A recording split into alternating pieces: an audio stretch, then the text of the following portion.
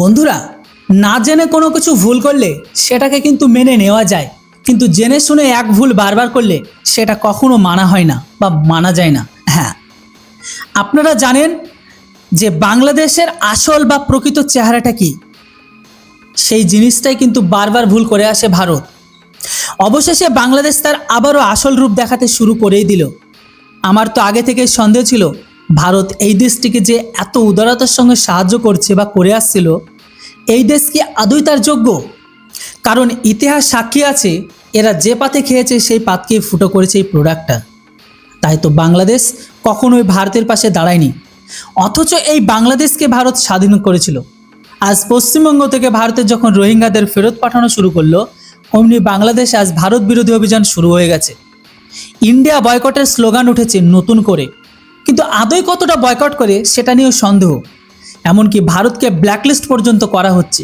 হ্যাঁ, latest media report অনুযায়ী বাংলাদেশের ভারতীয় পণ্য বর্জন করা হচ্ছে।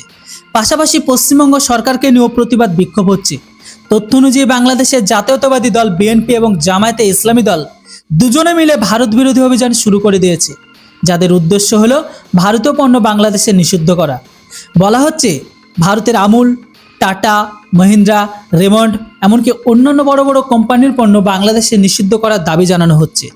কিছু এলাকায় মানে যেখানে জামায়াত ইসলামীরা আধিপত্য রয়েছে, সেখানে তো ভারতীয় পণ্য সম্পূর্ণ নিষিদ্ধ করে দেওয়া হয়েছে।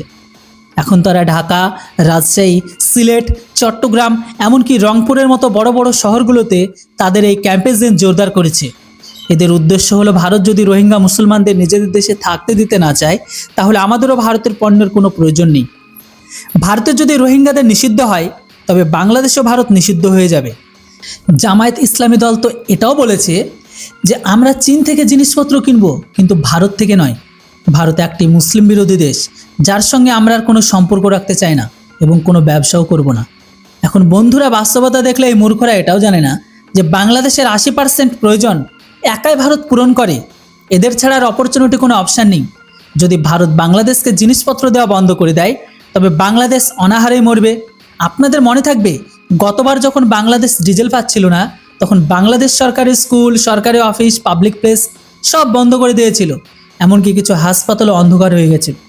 তখন ভারত তাদের রিকোয়েস্টে বা তাদের হাত পা ধরা দেখে দাদাবাবুরা তাদের ওপর দয়া দেখিয়ে এদের জরুরি ভিত্তিতে 5000 মেট্রিক টন ডিজেল সরবরাহ করেছিল। তখন গিয়ে বাংলাদেশের অর্থনীতি লাইনে আসে। কিন্তু এই লোকেদের সেই উপকারের কোনো কদর নেই। এই বাংলাদেশিরা খুবই স্বার্থপর আর পাতে ফুটো করা লোক। যতক্ষণ এদের খাওয়াতে থাকবেন, ততক্ষণ এরা আপনাকে আগে পিছে ঘুরবে। কিন্তু যে এদের পেছনে খাওয়ানো বন্ধ করে দেবেন, এই লোকেরা অমনি আপনার পিঠ পিছে গালি দেওয়া শুরু করবে, আপনাকে পিছন দিকে ছুরি মারবে, সুযোগ পেলে আপনার হোগাও মেরে দেবে। আজ রোহিঙ্গারা মুসলমানদের ভারতে ফেরত পাঠাচ্ছে, তাই এই লোকেরা ভারত বিরোধী প্রতিবাদ করছে, ভারতকে ব্ল্যাকলিস্ট করছে। অথচ চীন এদের প্রকাশ্যে লুট করছে, এদের মানুষের ওপর অত্যাচার করছে, তাও এরা চীনের বিরুদ্ধে একটা কথাও বলবে না। তাহলে তো আপনারাই বলুন, এই সমস্ত গদ্দার বা অপদার্থ লোকেদের আমরা কেন সাহায্য করবো, আর কেন এদের পেট্রোল ডিজেল দেব? এ বিষয়ে আপনাদের কমেন্ট অবশ্যই লিখে জানান।